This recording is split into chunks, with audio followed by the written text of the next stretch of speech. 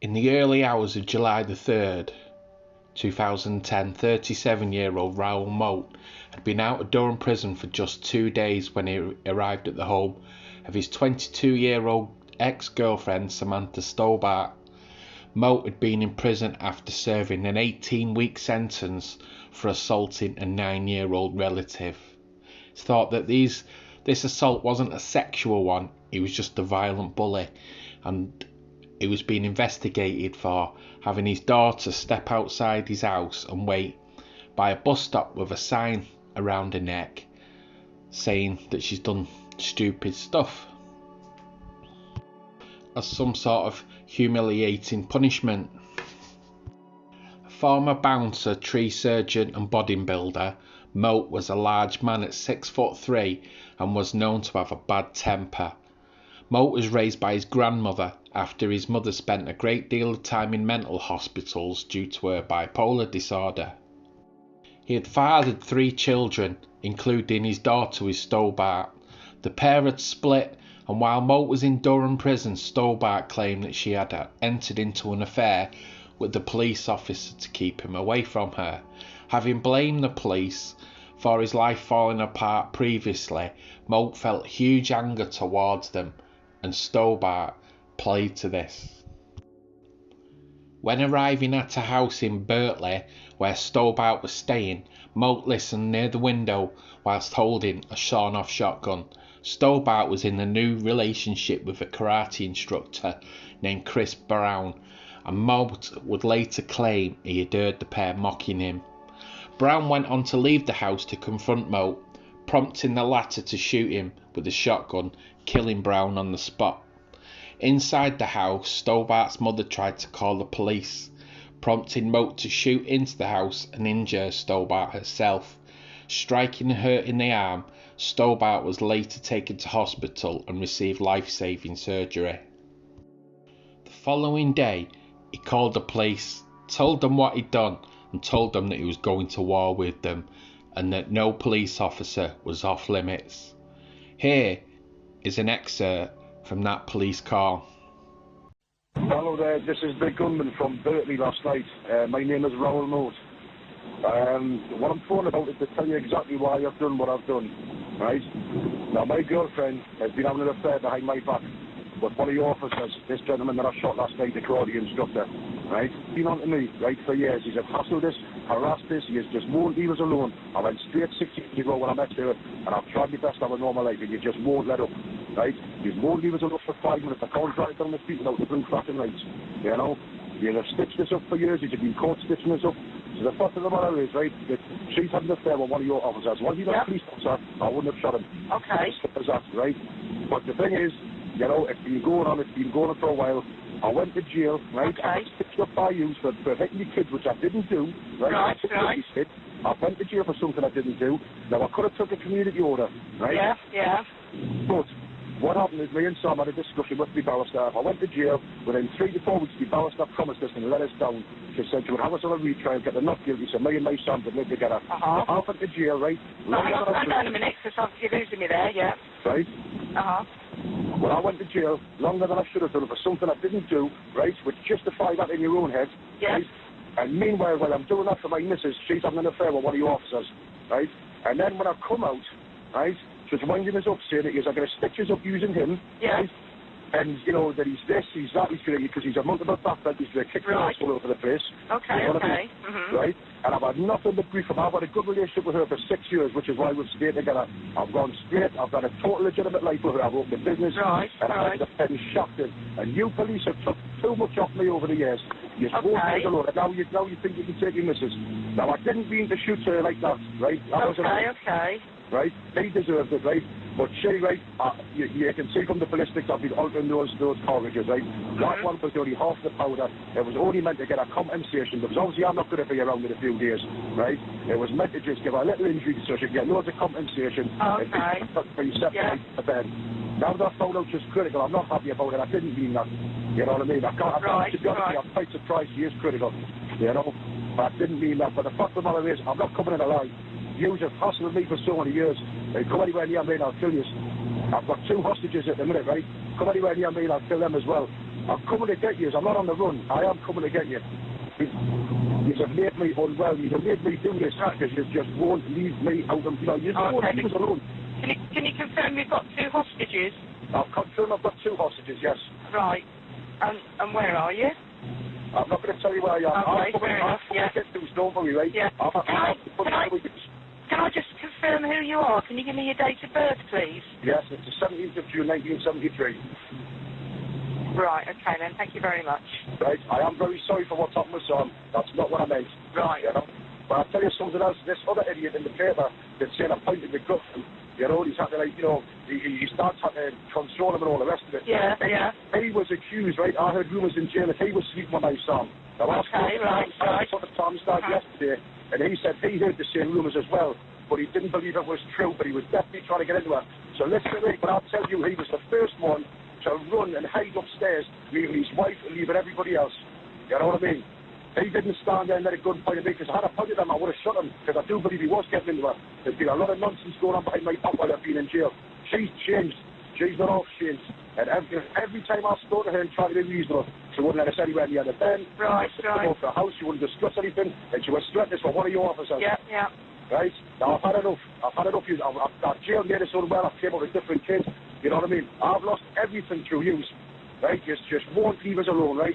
So at the end of the day, you killed me and Tim before that trigger was ever pulled. Right. You know what I mean? We are trying to help you, yeah. You're not trying to help us. You wanted me to do myself in, and I was going to do it until I found out about him properly and what was going on. And as soon as I found out, I thought, nah, you've had too much from me. You've had too much from me. You'll get your chance to kill us, right? You'll get your chance to kill us. No, okay? we don't want to do that. We don't want to do that. You do want me to kill myself, but I'm going to give you a chance, because I am hunting for officers now. The next day, PC David Rathband was waiting in his car, close to a roundabout whilst patrolling the area, when a dark, shadowy figure approached from behind and shot him through the glass. Shot him square on in the face. For Moat, this was a random attack on a police officer, but PC Rathband had recognised him from when he confiscated his van earlier that year. This led to the biggest manhunt in British history. Started off with the police searching the area and snowballed into a huge anti-terrorist police operation with sniper teams, helicopters, dogs, armoured anti-terror vehicles from Northern Ireland. Even tracker Ray Mears turned up, and I'm convinced this guy's indestructible. When the end of the world comes, there'll be Ray Mears, the Nokia 3210, and cockroaches left to roam the earth. They all seem tough.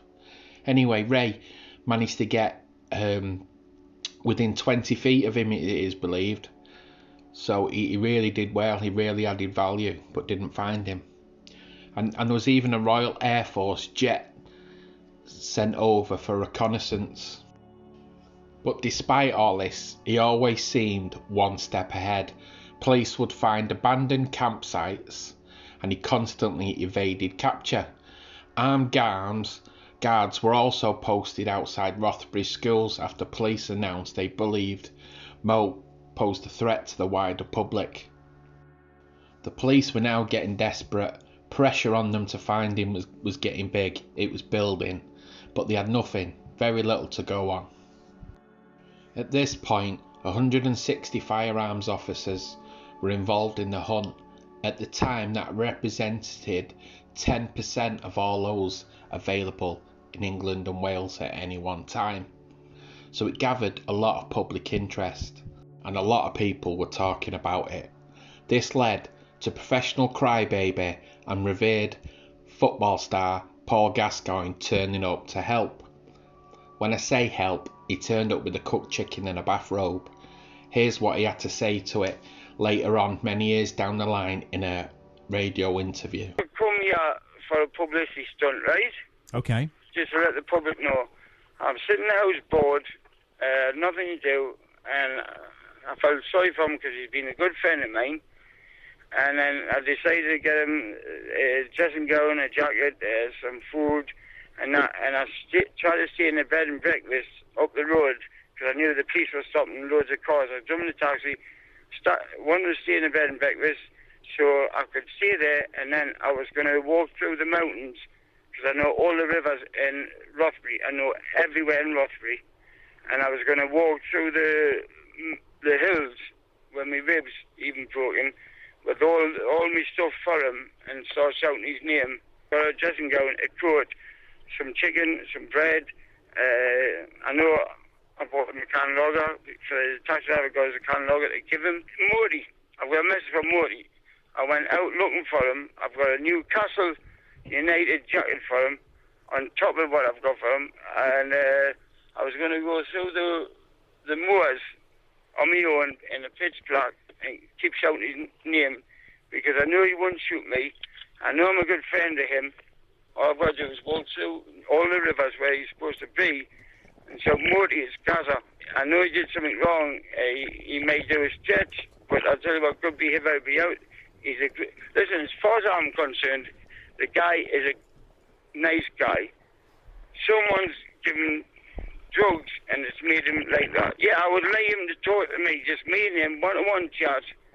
And if he goes to jail, I'm willing to go to jail and visit him a couple of times a month. Well, I don't want him to end his life because he's a great bloke. All I want to do is speak to him, and I guarantee I think I'm the only guy that he will talk to. £10,000 reward was offered for information that would lead to Moat's arrest, but absolutely nothing came of it. It wasn't till the 9th of July, 6 days after he started to go on the run, that a cordon was set up around the National Trust Cragside estate in the parish of Cartingdon. This was because police had found 3 mobile phones that had been used by Moat in recent days. At this point, the police think they found their man. They found a person resembling them. It was at this point police figured he was probably in that area. They made everybody stay indoors, putting up a cordon, and then a 100-metre cordon around the north bank of the River Cocket, where they thought he was hiding in a rainwater culvert. Moat came out the culvert with the gun pointing at his head. He came close to the riverbank and lay on the floor with the gun to his head. His best friend, Tony Laidler, was escorted to the scene by authorities in an attempt to persuade him to surrender, but this failed. As you'll see in the next bits of footage of Raoul's last moments, he was very low to the ground, with nobody behind him. It's very hard to get close to him without him doing any harm to himself, because he had a shotgun to his head. At approximately 1:15 AM on the 10th of July, news agencies reported that at least one shot had been fired in the vicinity of the standoff, and later at 1:34, a police spokesman said that a shot or shots had been fired and the suspect had a gunshot wound. He was rushed to hospital, was pronounced dead pretty much as soon as he got there. 18 months after this all happened, PC Rathband was found hanged in his own home. He just couldn't handle being blind, being without his job, and all the changes that had happened in his life. So he's sadly taken his own life. He'd been chosen to carry the torch in the 2012 Summer Olympics torch relay. His daughter Mia, who replaced him, chose to run blindfolded in tribute to her father.